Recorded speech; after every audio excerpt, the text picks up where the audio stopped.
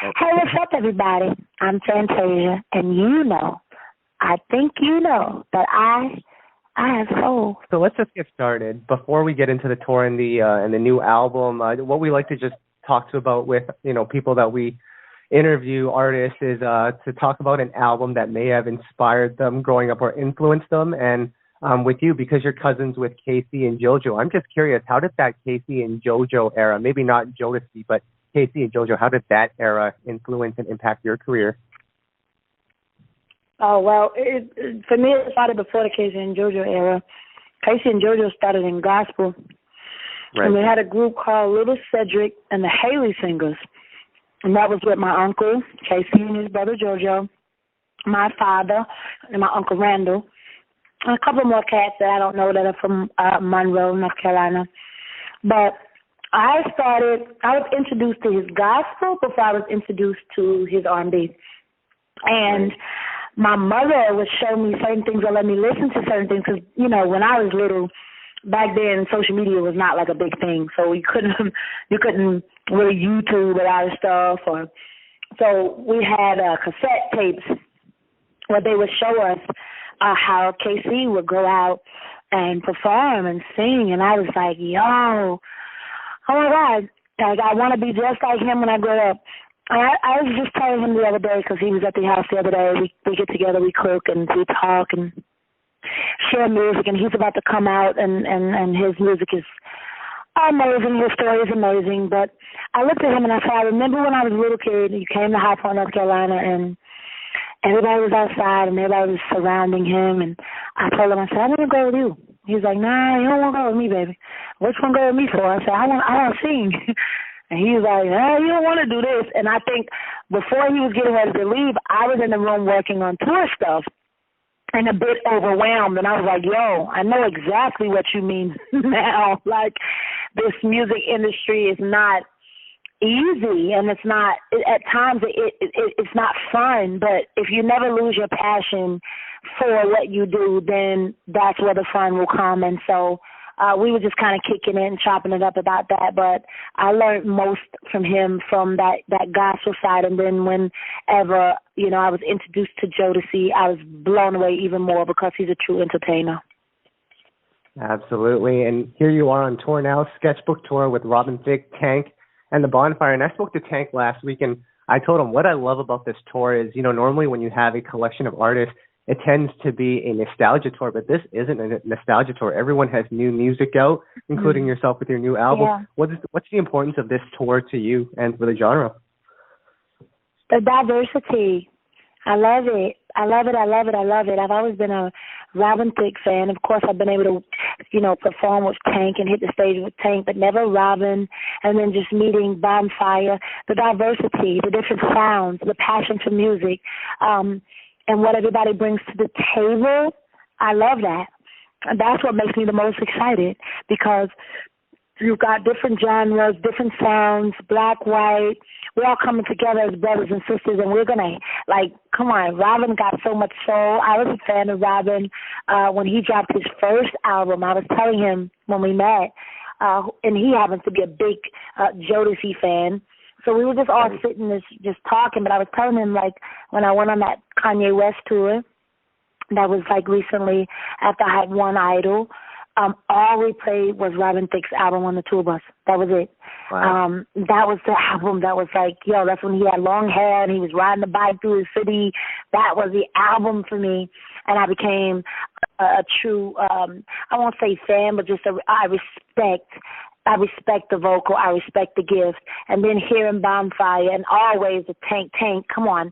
So to me, the diversity and the sounds that everybody's bringing, everybody that's coming into that audience is going to get, it's a movement. It's a story. It's almost like a Broadway show. You never know what voice you're going to get. You never know what character you're going to get, but you're getting a show, and that's what this is. Absolutely. So, of course, you made a big transition for your career over the last 2 years. You went from pretty much being at J Records RCA for most of your career to now being independent. And I know, and for me, when I heard about that news, I was actually excited for you because I felt like your brand, you've established that and you're ready to go. But just talk about maybe some of the Thank fears you. and maybe just that transitional period for you, because I mean, you're pretty much leaving all you really know in terms of a record label. No fear at all, babe. I promise you. None. Right. No fear. Like I've been doing this now for it's either been 15 or 16 years, one of those. Right. And I know it's a long time, but I've had the time to sit back and watch. I've had the time to sit back and watch. I've had the time to sit back and really dissect all the things that I've been through and why this, why that, how could you do this better, or maybe you should do this. So it taught me a whole lot, but I'm free now to be able to do what I've always wanted to do. When I won Idol, I was 19 years old, and I had some of the best behind me. Clive Davis, one of the best. And I was sitting, and I got to be honest, because I'm an honest person. I was sitting in the theater room with my husband not too long ago, and we were about to watch the movie about Clive, and I said, man, I don't know if I can watch it right now. And he says, why? I said, because I felt like our relationship had gotten tampered with. I was so young. I didn't know nothing about nothing. And I think I had so many people speaking for me and running my career that I feel like I almost lost a father figure, someone that I looked up to so much, and I still do. And I believe that relationship will come back. But I won Idol at 19, and I had Clive at first, and then Clive kind of drifted away, and I ended up here and there. And you got to think, I'm from Hartford, North Carolina, so I didn't know who I was supposed to be with. I didn't know what was right, what was wrong. I was just saying yes to everybody that said they loved me and they was here for me, and I lost a lot by doing that. And so now the woman that's on the phone with you is a woman that is very wise and very in control and will not allow certain things to happen that happened in the beginning. And if anybody would have came and told me, hey, you need to watch this, you need to look at that, you need to do this, I probably would have done it. But now I'm at a place in my life where I know what I want musically. I know what my fans want musically. I've been hitting that stage for years. And so we are bringing them different melodies, melodics, and sounds and lyrics that I think they're going to vibe to, because I think that people see the growth in Fantasia. I think they see where I am at right now, and they see the determination in my eyes and the fact that there's a sound in me that was given to me since I was a little girl, and that's coming out. And I don't have anybody standing over me saying you can do this and you can do that. It's just me. Yeah, absolutely. And the other point I was going to make, when you went independent, I was concerned just because a lot of R&B artists, when they go indie, they don't really know what direction they should go in because they don't have the record label to back them up. But when I heard your single Enough, I knew you were on the right path. But I just wanted to backtrack. On an interview you did or recently, you just talked about how you weren't really too happy with your last album.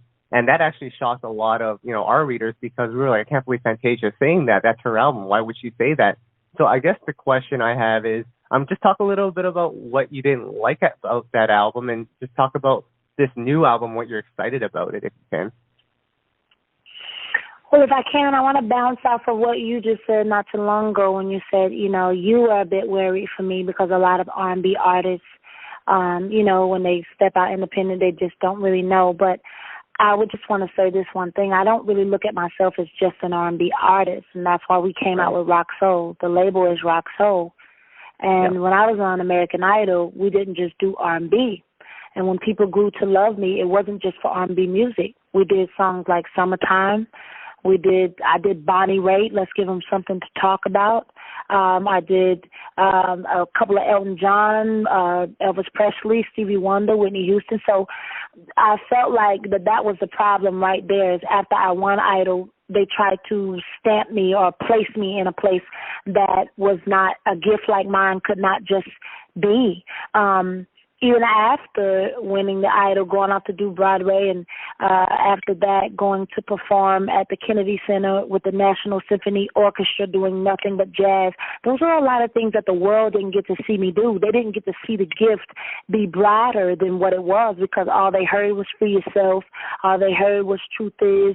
They never got to hear all of the things that my heart musically was hungry for, because that's what I grew up doing. And so that's what Rock Soul is. So thank God for that because I'm just not R&B. And I think that's what saves us is, like you said, when you hear enough doesn't sound anything like PTSD. PTSD doesn't sound anything like Holy Ghost. Holy Ghost doesn't sound anything like Looking for You. Looking for You doesn't sound nothing like Takeoff. It's an album that is rock soul. What I mean by that is a genre of a little bit of everything. I got a jazz joint on the album because I'm not just R&B. The definition of album, it was a good album, but it was not an album that I was too much invested in. I feel like it was an album that we were rushed. That was my last album with RCA. I feel like nobody took the time in to, maybe When I Met You was like the biggest. No Time for It was a cute record too, because I was in that place where I had no time for drama. But as far as an album and as far as sitting down and writing and saying, I want this sound, I want the music to go this way, after that lick, then I want you to do a ba ba ba ba ba ba. We didn't have that opportunity. I had to go into the studio and kind of create a Rush album of what they wanted. And I did it because I've always been a team player, and I've never been that type of person to say, I'm not going to do this, I'm not going to do that. And I think that's why RCA was willing to let me walk. No bad blood, no, nothing negative. And because I never gave them any problems. But this album is strictly me. It's all me. It's me and Javon Hill and the rest of the boys from Duval, from Florida, going into the studio and saying, let's start from scratch, let's create, let's build, and that's what we did. Nice. So, Fantasia, just two more questions for you. I mean, I'm really happy for the success and the ongoing success you're going to have as an independent artist, but of course, the measure of success, is that the same for you as it was previously, or how are you going forward as an independent artist? Let me just say this one thing. I don't wake up every morning and go to bed at night trying to figure out how big I can be. I wake up every morning and I go to bed at night trying to figure out how many people I can bless through my music. That's it. That's all. I'm a mother now. I have an 18-year-old and a 7-year-old and a grandson. And so I look at things differently. I'm big on my meditation. I'm big in my prayer time. I'm big on just waking up and enjoying that we woke up to see another day. The world is changing. The world is changing. That's all I'm going to say. So I don't get caught up in how big am I going to be? How many albums I'm going to sell? I always just say this album is going to do just what it's supposed to do. And my life and my walk will demonstrate what peace, joy, and happiness looks like because I've been through way too much.